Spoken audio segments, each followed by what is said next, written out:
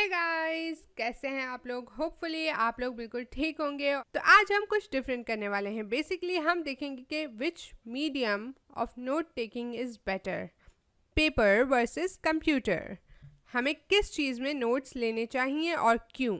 Alright, so let's get started. सबसे पहले तो हम देखेंगे दोनों चीज़ों में क्या क्या डिफरेंसेस हैं और क्या क्या फ़ायदे हैं और क्या क्या नुकसानात हैं।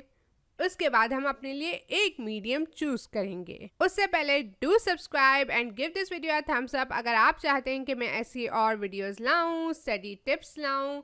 And don't forget to check my other video जिसमें मैंने आपको नोट टेकिंग मेथड्स बताए थे। ऑलराइट, सो सबसे पहले पेपर पे रिलेटिवली स्लो होता है आपका काम। आप टाइप नहीं कर रहे हो, आप लिख रहे हो, तो राइटिंग भी थोड़ी अप एंड डाउन हो जाती है और आपका टाइम ज़्यादा लगता है और आप स्लो लिख सकते हो। वेयर एज कंप्यूटर फास्टर होता है, वहाँ पे आप जल्दी जल्दी ज़्यादा वर्ड्स टाइप कर सकते हो।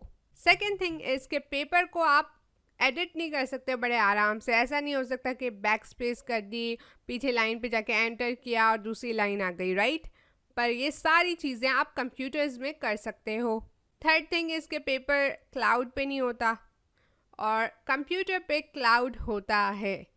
क्लाउड से क्या मुराद है कि आप अपनी गूगल ड्राइव पे सेव कर लो, अपने आप को ईमेल कर लो, तो आप किसी भी डिवाइस पे कहीं भी अपने नोट्स चेक कर सकते हो।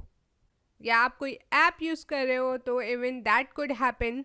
नेक्स्ट थिंग इज़ कि पेपर ज़्यादा फ्लेक्सिबल है और डिपेंड करता है आपकी क्रिएटिविटी पे। क्या मतलब?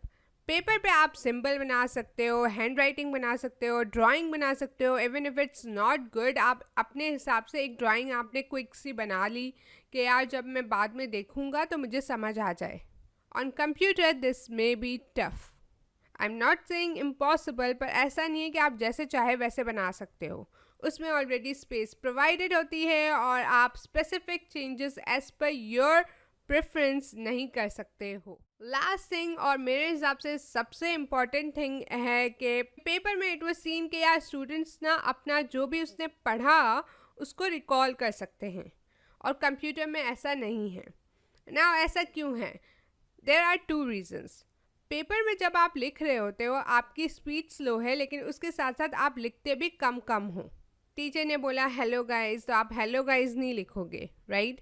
Teacher started telling you one thing, आप उसका कंक्लूजन लिखते हो, आपको जो वर्ड्स इंपॉर्टेंट लगते हैं वो लिखते हो। वेयर एज कंप्यूटर पे आपकी स्पीड बहुत तेज़ होती है, तो जो कुछ वो बोल रहा होता है टीचर, आप वर्ड बाय वर्ड लिखते जाते हो। इससे क्या हो रहा है कि आप एक स्पेस नहीं ले रहे हो, एक ब्रीदर नहीं ले रहे हो कि सुकून से मैं सोचूं तो सही यार मैं लिख क्या रहा हूँ।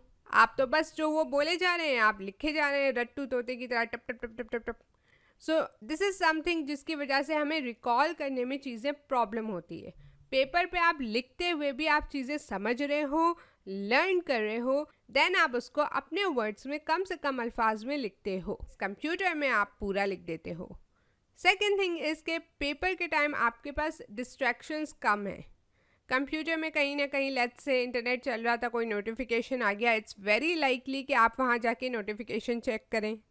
उसके अलावा कोई भी ऐसी ऐप या कुछ भी आपका थोड़ा सा भी दिल हट गया लेक्चर से, तो आप क्या करोगे? कुछ ना कुछ ऑन करके बैठ जाओगे। There is a very big chance of that happening in computer. लेकिन ऐसा नहीं है कि दोनों में से कोई एक चीज़ बुरी है। अब आप क्या चूज़ करें? आप दोनों चीज़ों में से कोई भी चीज़ चूज़ कर सकते हैं एज पर योर टेस्ट। पर आपको अपने ऊपर देखना होगा कि क्या आप आराम से सुकून से टाइप कर सकते हैं कंप्यूटर पे विदाउट थिंकिंग कि टीचर जो बोल रहा है मैं लिखता जाऊं। तो you can totally choose computer. और अगर आपको इजी लगता है पेपर पे तो that's perfectly fine, you are not old school. आप आराम से पेपर पे अपने नोट्स लिख सकते हो। Second thing I do want to say is के जैसे कि मैंने कहा था कि I told you guys some methods of note taking, do check them out. बहुत अच्छे मेथड्स हैं and I think note taking methods बहुत सारे उनमें ऐसे थे कि वो आप नोट लेते ही लेते आपको सब याद हो जाएगा। And those are very good and beneficial for you कि आप जब नोट्स ले रहे हो, आप उन्हीं को जब फेयर कर रहे हो, अच्छा कर रहे हो, आपको उसी में सब याद हो जाए, तो नेक्स्ट टाइम जब एग्ज़ाम वगैरह आता है तो आपको टेंशन नहीं होगी। Do check it and choose one method and try sticking with it. फिर आप मीडियम चाहे कोई भी यूज़ करें। इस तरीके से होपफुली आप लोगों के नोट्स भी अच्छे होंगे और आप लोगों को पढ़ाई में भी काफ़ी हेल्प मिलेगी। That's pretty much it for this video. I really hope आपको अच्छी लगी। If लगी तो make sure to give this video a thumbs up. Do subscribe and share, and I will see you guys in my next video. Bye guys.